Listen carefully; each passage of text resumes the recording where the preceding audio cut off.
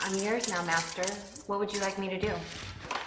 اور آپ کو اگر یہ لگتا ہے کہ کیونکہ اسلام ایک ہی خدا کی عبادت کرنے کو کہتا ہے تو اس لیے اسلام سچا مذہب ہے، تو میں آپ کو بتا دوں کہ امریکہ میں جو لوگ ڈیبل ورشپ کرتے ہیں یعنی کہ شیطان کی عبادت کرتے ہیں، وہ بھی ایک ہی خدا کو مانتے ہیں، بس ان کا ایک خدا جو ہے وہ شیطان ہے۔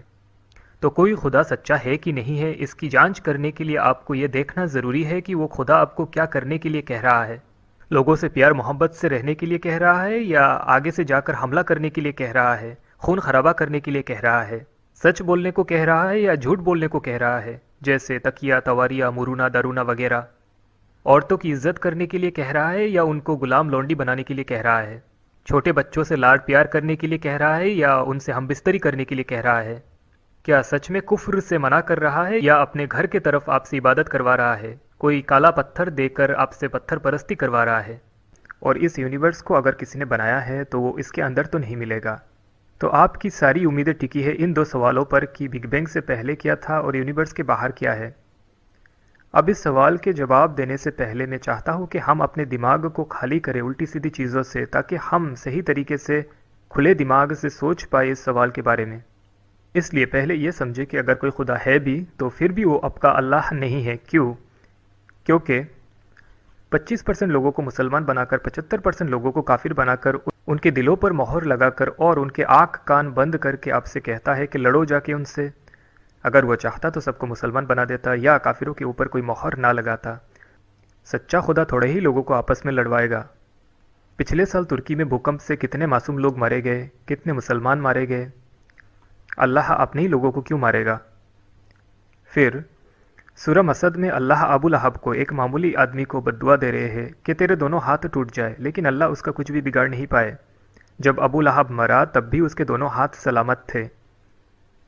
آگے ابو طاہر القرمطی جب مکے پر حملہ کرتا ہے تب وہاں حج کر رہے 20,000 حاجیوں کو گاجر مولی کی طرح کاٹ دیتا ہے اور کعبے کے اوپر پیشاب کرتا ہے، اس پر آگ لگا دیتا ہے اور کالا پتھر حجر اسود کو لے جا کر اپنے لیٹرین میں استعمال کرتا ہے۔ اللہ نہ تو اپنے حاجیوں کو بچا پاتا ہے اور نہ ہی اپنے کالے پتھر کو۔ اب یہ دو آیتیں دیکھیں، مکروا و مکر اللہ، اللہ خیر الماکرین۔ اللہ خود کو سب سے بڑا چال باز کہہ رہا ہے، سچا خدا خود کو چال باز تھوڑا ہی کہے گا۔ اور یہ آیت دیکھیں، یضل اللہ من یشاء و یہدی من یشاء۔ اللہ ان کی راہ بھٹکاتا ہے جن کو وہ چاہتا ہے اور ان کو راہ دکھاتا ہے جن کو وہ چاہتا ہے۔ سچا خدا تھوڑے ہی کسی کا راہ بھٹکائے گا، سچا خدا تو سب کو راہ دکھائے گا۔ تو دماغ لگا کر سوچیں گے تو سمجھ میں آئے گا کہ اللہ سچا خدا ہو ہی نہیں سکتا۔ اب انسانیت کے نظریے سے دیکھو تو اللہ بنا وجہ نہتے کافروں پر حملہ کرنے کو کہتا ہے۔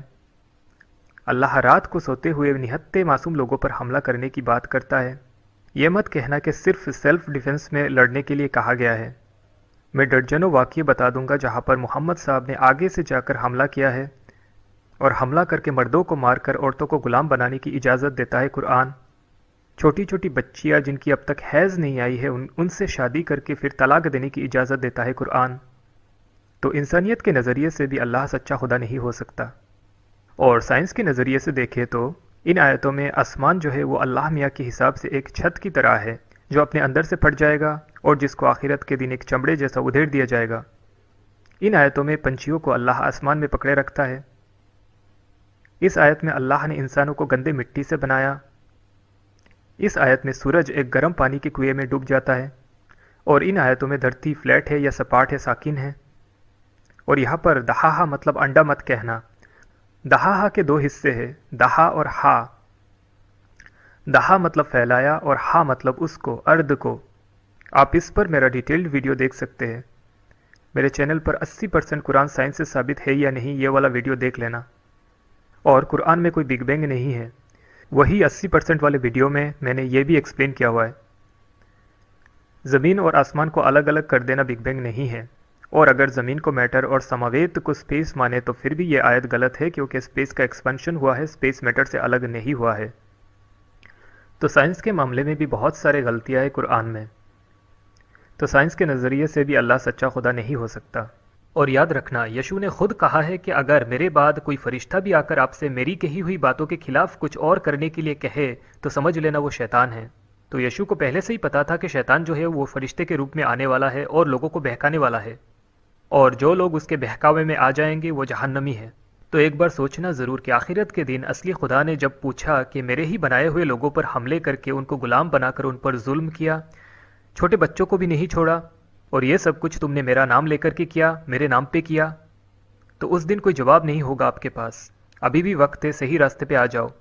صحیح راستہ کون سا ہے؟ تو بھائی بائبل کی 2-3 باتیں ہی مان لو: دو shalt not kill, thou shalt not steal, thou shalt not sin, love thy neighbour. مطلب کہ کوئی کچھ بھی کرے یا کچھ بھی مانے، جب تک آپ کو نقصان نہ پہنچائے آپ اس کو نقصان نہیں پہنچاؤ گے، اور لوگوں سے پیار محبت سے رہو۔